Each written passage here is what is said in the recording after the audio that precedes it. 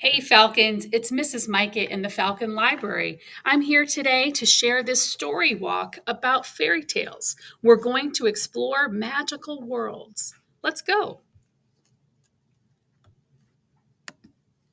All about fairy tales. Fairy tales are ancient stories passed down through generations. They're filled with magic, imagination, and lessons about life.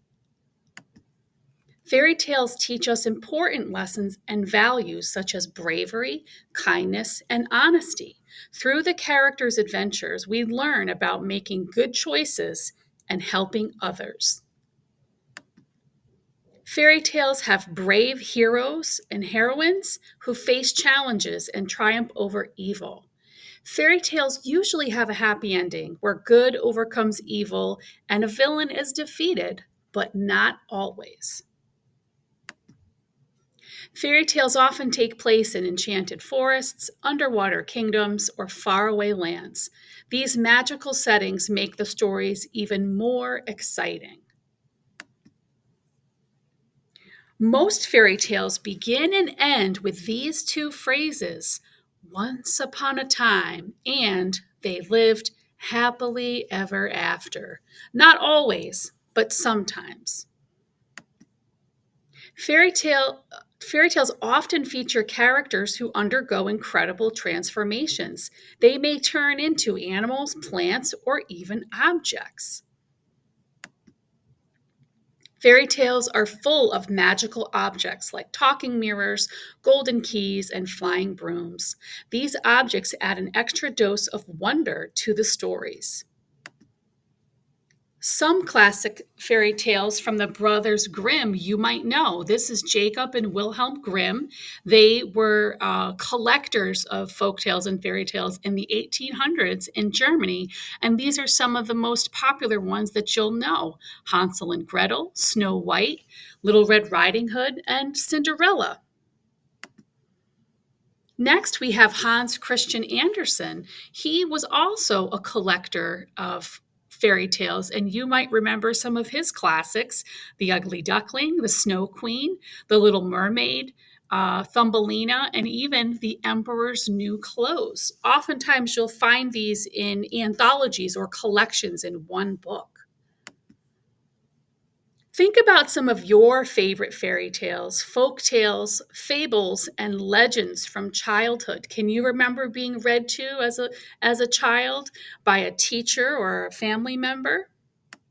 Let's take a look at why we're doing this. We are connecting this story walk to our author visit with Kalynn Bayron.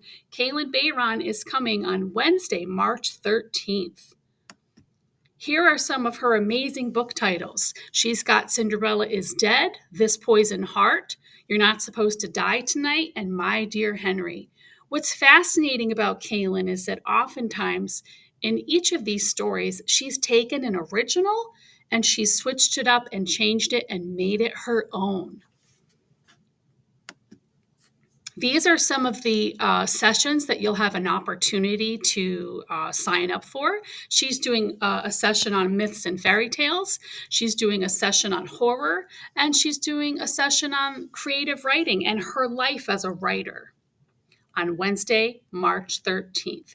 Please see library staff to sign up. So let's take a look. Here are some fractured fairy tales that you'll find in this story walk.